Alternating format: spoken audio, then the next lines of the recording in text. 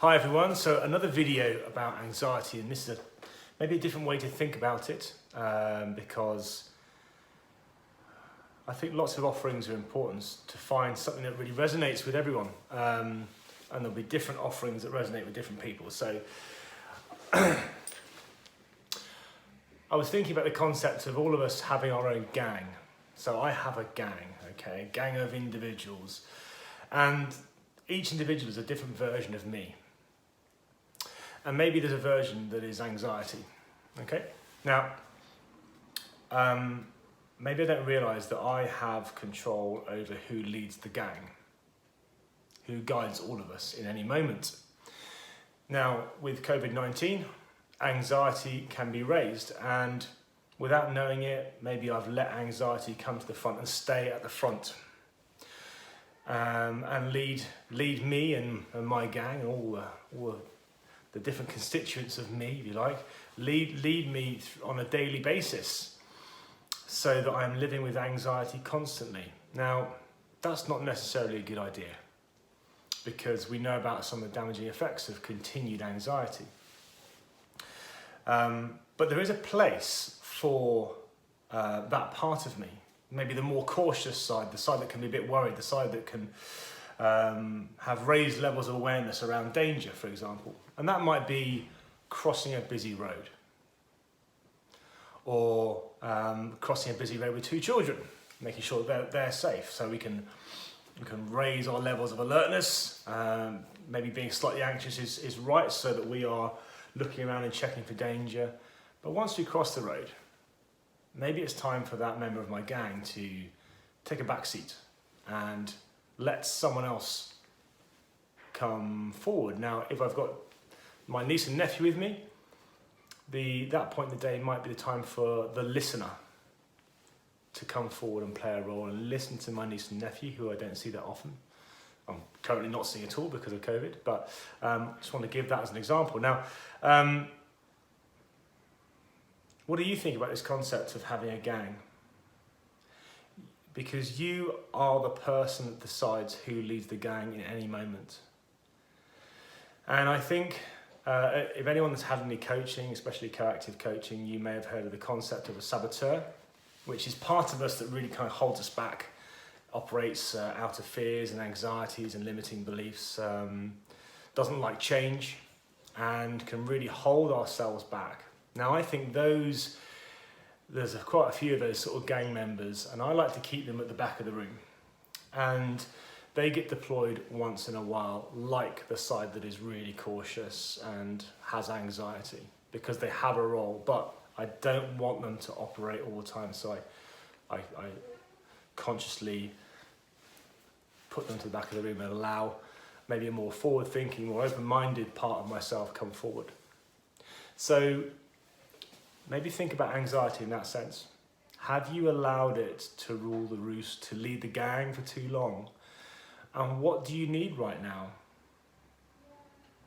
Because that gang member will have characteristics, traits, dominant thoughts and feelings and ways of doing life. And if you need calm and peace, what would that gang member look like? How would they talk to you? How would they act? What would they be doing? What would they be feeling? Because we can bring those sort of parts of us forth. And the more we practice and are conscious of this, the more able we are to do that. I'll give you another example.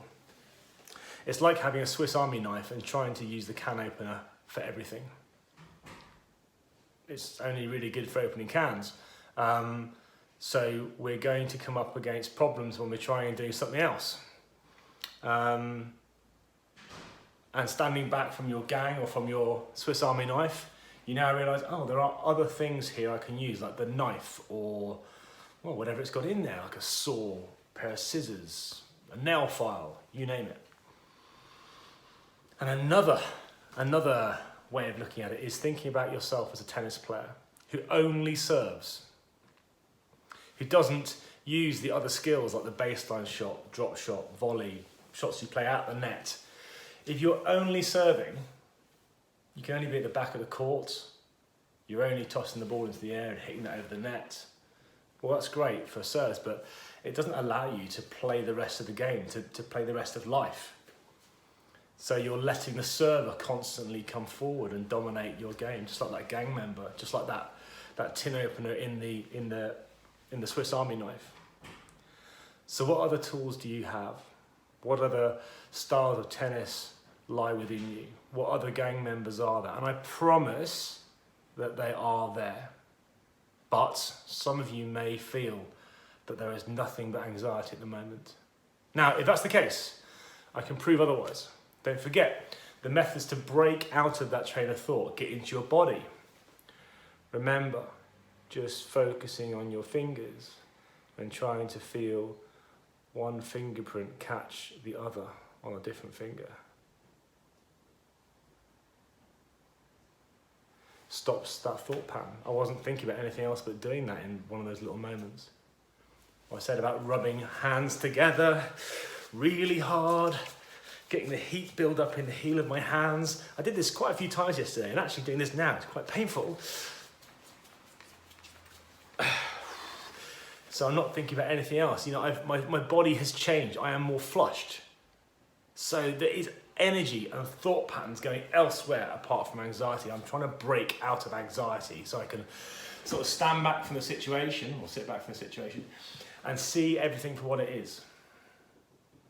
Or just get up and do some squats, or run around, or clap your hands together, whatever it is. You can do this. And there's maybe a tip, is do something rather than stay with the thoughts of anxiety. And if you're not sure if you're in anxiety, maybe you can look for indications such as what you do with your body. As I said before, you might hold your hands together, roll your shoulders forward, look at the ground, maybe you're silent. Maybe those are all indications of anxiety. And if you're not sure and you live with others, ask them to look out for anxiety in you. They can help you notice. And then you get more choice because they can help you notice that that particular gang member, or that part of your tennis game, or that part of your penknife is too dominant right now. It's time to break free of that and bring something else forward to help you be how you want to be. And that's what coaching's about. Thanks very much. Stay safe, look after yourself, and look after each other.